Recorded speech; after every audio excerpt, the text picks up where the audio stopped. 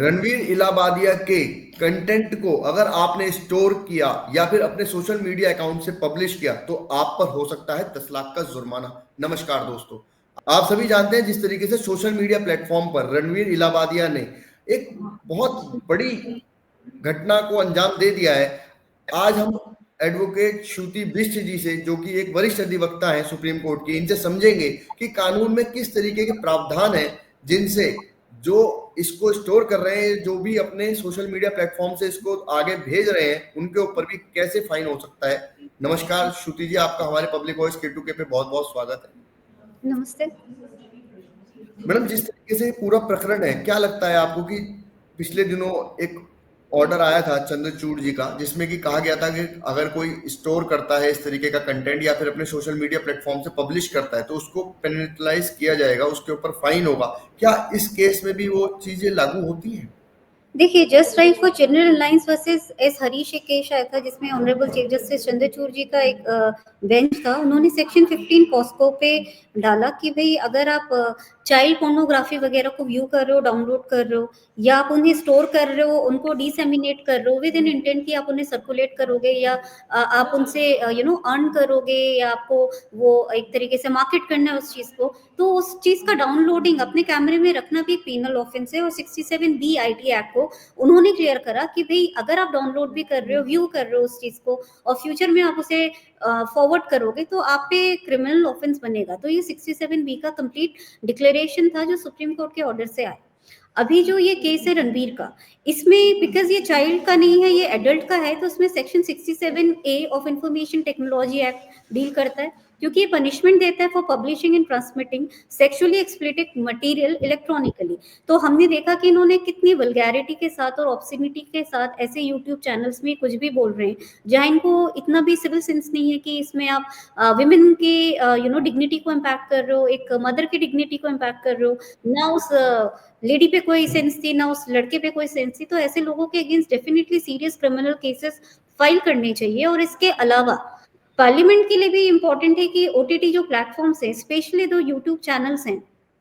इनका इंडिया में कोई रेगुलेशन नहीं है। यूट्यूब चैनल में आप कोई सा भी मूवी डाउनलोड कर सकते हो, कोई सा भी आप कंटेंट डाल सकते हो, कोई सी भी चीजें आप शो कर सकते हो। जो कंटेंट क्या कहते हैं, पोर्नोग्राफिक हो सकता है, ऑब्सीन हो सकता है, वायलेंट हो सकता है, जिसके कारण आपने देखा कि दिल्ली गैंग रेप से लेके वेस्ट बंगाल जैसे जो भी सीरियस केसेस हुए, इन सब में ऐसे ही कंटेंट को डायरेक्टली इम्पैक्ट किया गया है। और डायरेक्टली देखा गया कि ऐसे कंटेंट की व्यूइंग के बाद ही इतने हीनियस और ग्रीवियस क्राइम हो रहे हैं। और विमेन पे जैसे क्राइम हो रहे, इतने ब्रूटल गैंग रेप्स हो रहे, इतने ब्रूटल क्राइम हो रहे हैं, उसके लिए गवर्नमेंट को कोई सेंस नहीं है कि उन्हें एक बहुत स्ट्रिंजेंट रेगुलेशंस लाना चाहिए, या उन्होंने ये एक्सेप्ट कर लिया कि ये डे टू डे बेसिस पे क्राइम हो रहा है तो ये होते रहना चाहिए। Both ways it is completely wrong. Parliament के कई लोगों ने इस बात को ऑब्जेक्ट करा है कि ये जो यूट्यूब वालों ने कहा है ये गलत है, लेकिन पार्लियामेंट के जो बिल गया है इंटरमीडिएट गाइडलाइंस का, उसमें 3 टियर मैकेनिज्म दिया गया है। उस 3 टियर मैकेनिज्म पे जब हम भी वर्क कर रहे हैं ओटीटी रेगुलेशंस पर, तो वो 3 टियर मैकेनिज्म एक प्रिवेंटिव है इन अ वे कि प्रिवेंटिव नहीं है, इन वो प्यूनिटिव है। आपने क्राइम करा, पब्लिश हुआ, लोगों ने व्यू करा,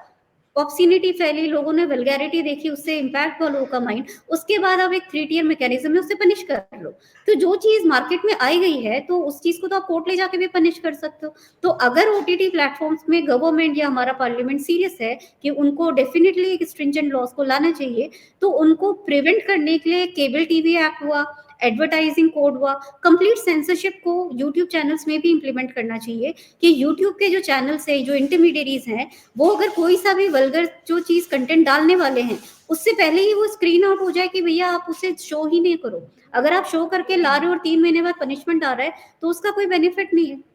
ये तो ऐसे ही जब पे क्राइम हो गया, मर्डर हो गया, उसके बाद आप केस ला रहे हो, तो जब मर्डर हो ही गया तो किसी की लाइफ को तो आप वापस ला नहीं सकते। तो वैसे ही जो रिलेवेंट कंटेंट ये यूट्यूब चैनल शो कर रहे हैं, जिनके कारण इतना ब्रूटली विमेन पे क्राइम हो रहा है, उनको आप स्ट्रिक्टली एक्शंस लो, सेंसरशिप कंप्लीटली लाओ। नहीं तो जैसे हमारे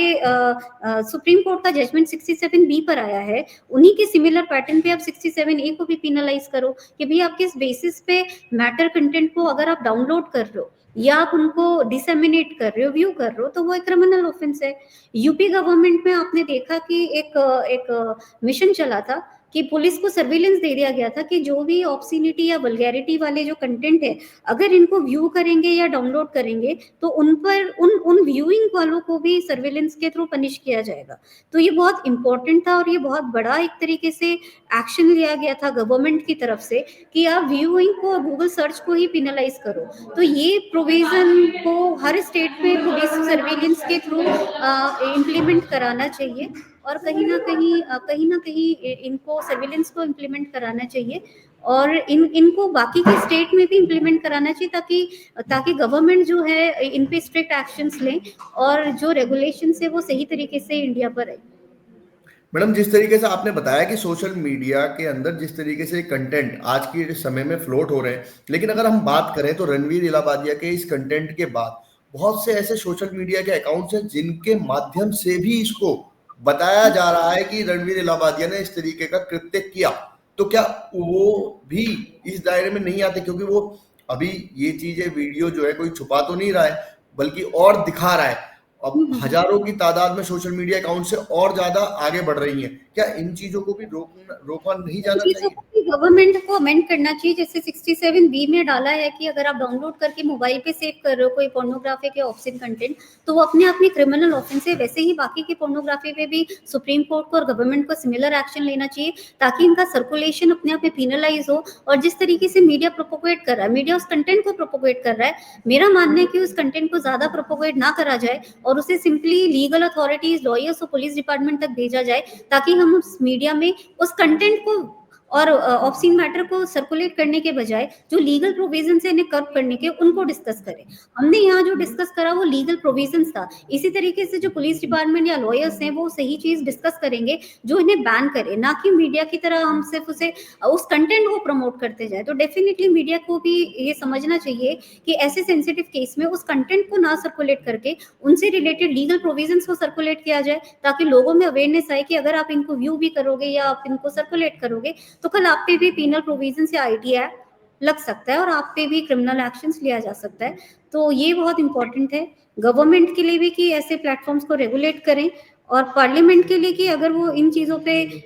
इतना कुछ कह रहे हैं तो वो एक्शन लेके। ऑब्सिनिटी है 296 पे जो कि पनिशेबल ऑफेंस है, पब्लिक पे ऐसे वर्ड्स या ऑब्सीन वर्ड यूज करना। 294 में इन चीजों को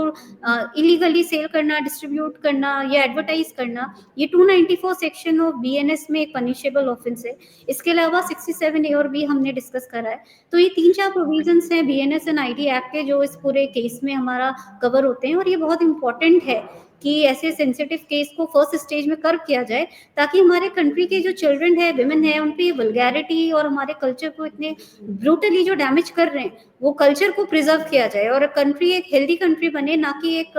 एक वल्गर कंट्री बने। जिस तरीके से आपने बताया कि 67A और 67B में प्रोविजन है, अगर रणवीर इलाहाबादिया के ऊपर और इस शो के ऊपर ये साबित होता है कि हाँ ये गलत है और भारतीय संविधान के अंतर्गत ये बहुत बड़ा अपराध है, तो क्या अपराध की इसमें की क्या सजा इनको हो सकती है?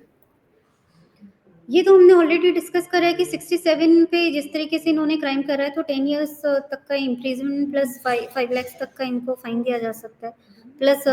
इनको उन्होंने ऑफेंस रिपीट करा तो इनको 5 इयर्स के बियॉन्ड इनको 7 इयर्स तक का भी इम्प्रिजनमेंट दिया जा सकता है, 10 लाख तक का फाइन है।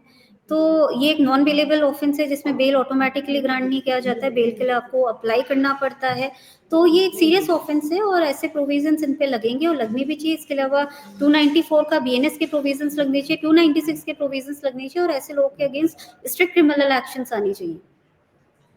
जी, आज आप हमारे साथ जुड़े, आपने बताया कि किस तरीके से इस पूरे कुचक्र को रणवीर इलाहाबादिया के माध्यम से रचा गया है। देखते हैं भारतीय संविधान आने वाले समय में किस तरीके से इनको सजा देती है और पूरे समाज को एक मैसेज भी देने की कोशिश करती है कि अगर आगे इस तरीके का काम होता है तो निश्चित ही भारतीय संविधान अपने भारत के लोगों के लिए खड़ा है। आज आप हमारे साथ जुड़े, आपका बहुत बहुत धन्यवाद। नमस्कार।